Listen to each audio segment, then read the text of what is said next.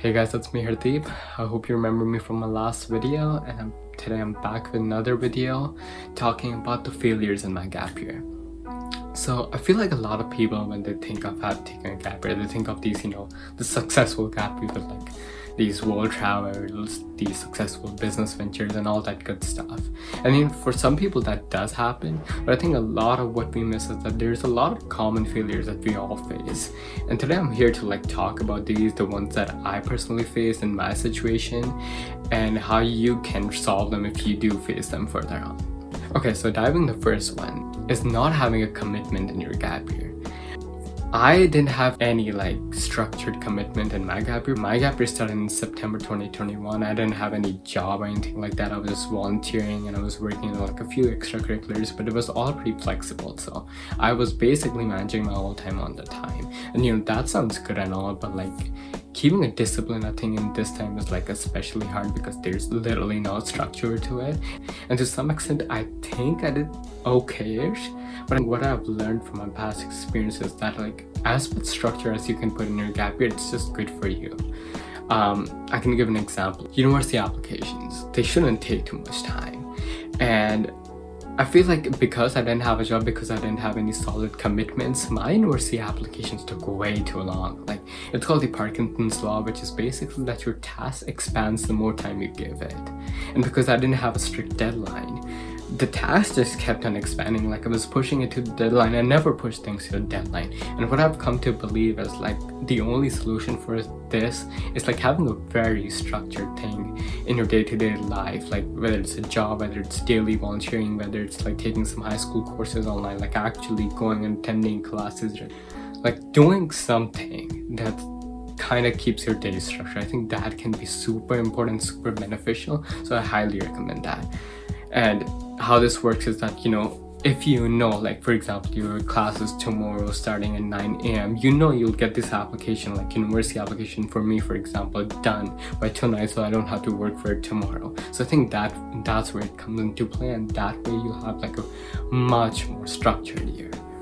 So for me especially, I normally do whatever task it is and I dive right in. I'm a pretty energetic person. I try to keep my life fast-paced and I keep doing things even though they make me uncomfortable in some ways. And I think in my gap year what happened was, because there was no structure and there was so much time, essentially my life was not fast-paced. So what happened was I was more in my head, I was overthinking more.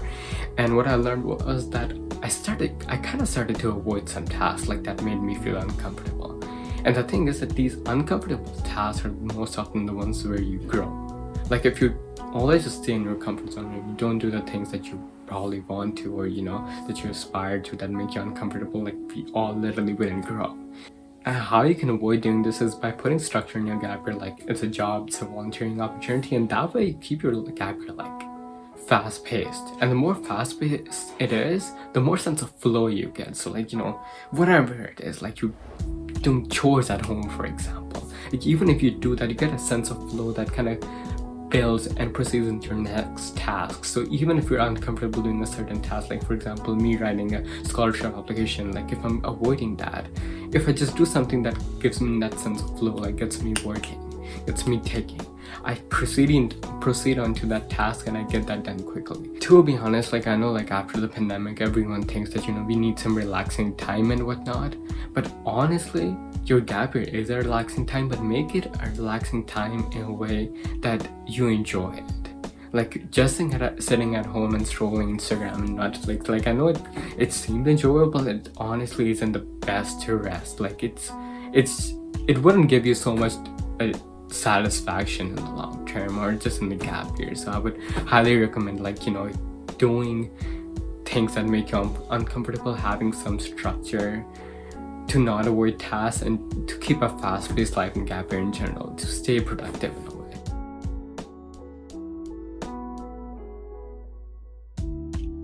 Another challenge I face, and this is probably expected when you think of a gap year, is not having enough social interaction.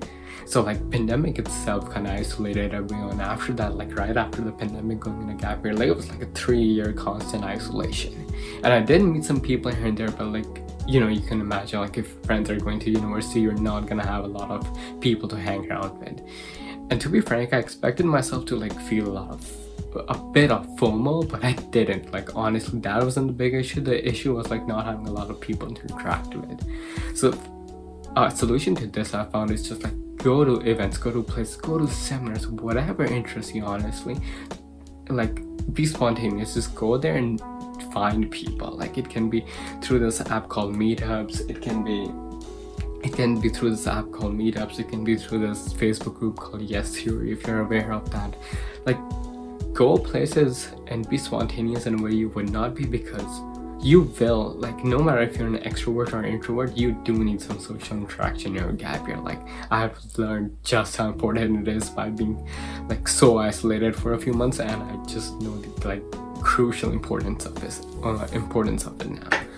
And you'll find people more easily than you would think, honestly. And one thing I can guarantee is that I know Instagram, like a lot of our generation, like, you know, just talks to people and socializes on Instagram, but it's hard to find people who are like-minded on Instagram, like at least in my experience. And even if you do, it only stays like mostly virtually for me. If you can find people on Instagram, like for example, and go out and meet up with them in person, that's great. But try to stay clear of the I'd say like finding people on Instagram. Like try to find more of these groups and seminars on it online instead.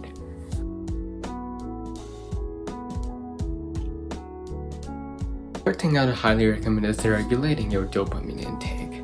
Now, to put it in simple words, it's basically staying clear from, you know, spending too much time on Instagram and Netflix and, you know, all these things where you just on your laptop or your phones. They're not the right definition of rest, I'd say. Like they're good for like occasional recreation and all, but I think when it comes to like when you're spending your gap year, you need to make it like something monumental. Like binging not Netflix, trust me, like a year passes by and, you know, whatever your show is, like Queen's Gambit, Better Call Saul, Breaking Bad, you like no matter how good shows there, you not feel too fulfilled when you look back at your gap year and you're thinking, man, Breaking Bad was my gap year. Like, no, you need to do something more monumental. So there's that. Another thing of regulating your dopamine intake is like going on walks. Like I know it sounds like a bit grandpa-ish, like to some people, like only old people do it or something like that for some reason. I don't know who created that bias, but honestly I think it's the best habit I've picked up in my gap year. It's like going on like an 8 or 9 kilometer walk like every day. You don't have to go on that long of a walk, but just go on a walk without your devices. Like probably take your phone, but put it on silent, don't put music on or anything like that. Just let your mind be free for like half an hour or an hour. It makes so much more of a difference than you think. Like, you know, just let your mind wander, just be creative. And it's honestly kept me like, it's like a whole meditation for me throughout this gap year. So I'd highly recommend that. Like let your mind be free for some time in like a generation that's constantly bombarded with so much post story and all that irrelevant things on Instagram. Okay, those are my 3 tips of my gap year from my failures that I can say, because I struggled with all of these. Like I didn't have like a proper job for a long time or like a volunteering thing that I now think I should have, but you know, no regrets, I now do.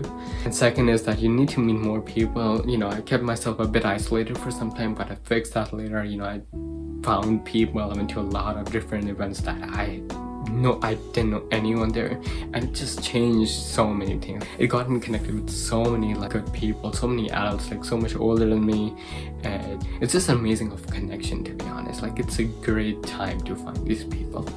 And third is like, you know, I spent too much time on social media and learned like how much is important is just, you know, regulating this dopamine intake, regulating this constant overstimulation in your head all the time. Like, and it's such a great thing to do in your gap year, because you honestly, when you do that, you learn a lot about yourself.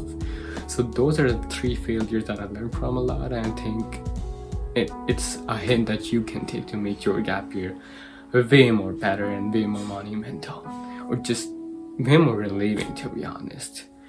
And apart from these 3 things, I'll also leave some book recommendations, because I read quite a bit of books in my gap year, and these are the books that I feel like that helps me to grow a lot intellectually. One is Atomic Habits. I'm sure literally everyone's heard of it at this point. Yeah, I think it's literally an amazing book when it comes to like productivity habits and whatnot. And second is this book called Feel the Fear and Do It Anyway by Susan Jeffers. And like for people struggling with like a bit of anxiety and coming out of your comfort zone, or just like people not even struggling with that but wanting to do way more, I think it's a great book for you to come out and really conquer your confidence. And that's about my failures and my advices from my failures. So I'll see you in the next video, and I hope you enjoyed watching this one and got some good info from this.